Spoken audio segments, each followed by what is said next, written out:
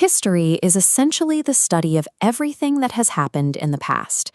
It is a record of every person, every place, and every event that has ever taken place before today. The problem is that our past spans millions of years.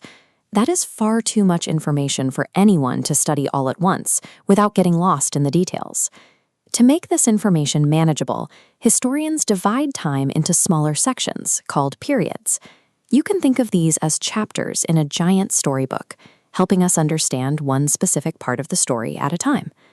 The very first part of this story began about 3 million years ago. This is a time called prehistory, and it marks the era when early humans first appeared on Earth. These people survived by hunting and gathering, but they also created early forms of technology. By chipping away at pieces of stone, they crafted sharp tools that helped them survive their environment. Even though they didn't have a written language, these early humans left records of their lives by painting on cave walls.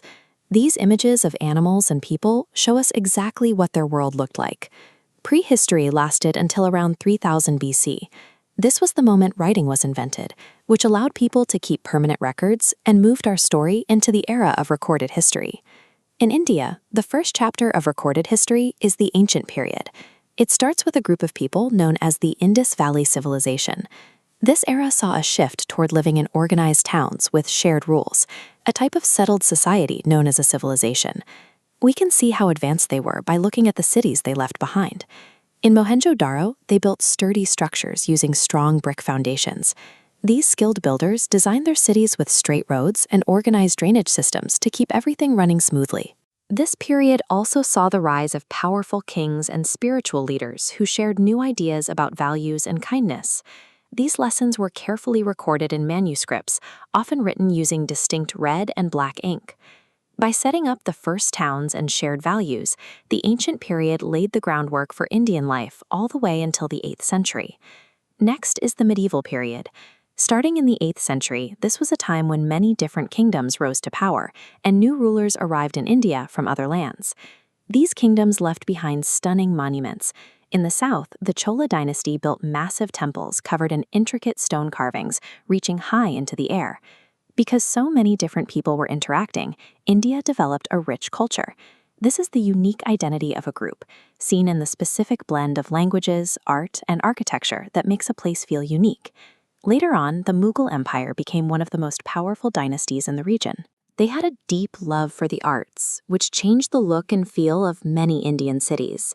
They built iconic landmarks like the Red Fort, using massive walls of red sandstone and elegant domes to show the strength of their empire. The medieval period is important because it enriched India's art and buildings, creating the cultural identity we recognize today. The newest chapter is the modern period. It began when British traders arrived and eventually took control over the different Indian kingdoms. This power shift is called colonization.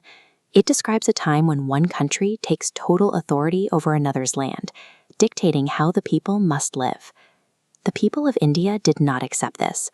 For many years, brave freedom fighters led protests, thousands marching together to demand their freedom.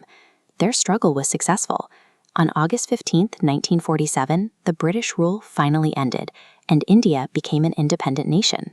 The modern period is the story of how India moved from the control of colonization back to the pride of having its own voice. Now that we've seen the whole story, let's quickly review the timeline from the first cave paintings to modern independence. This chart shows the 4 blocks of time that make up our story, starting with the oldest era on the left. First is prehistory, the time of the very first humans, long before writing existed. Next is the ancient period, when people built the first cities and organized civilizations. Then comes the medieval period, a time of mixing cultures, massive forts, and great empires. Finally, we have the modern period, covering the time of British rule and the winning of freedom in 1947. By looking at these 4 distinct chapters, the massive story of India's past becomes simple to read and easy to remember.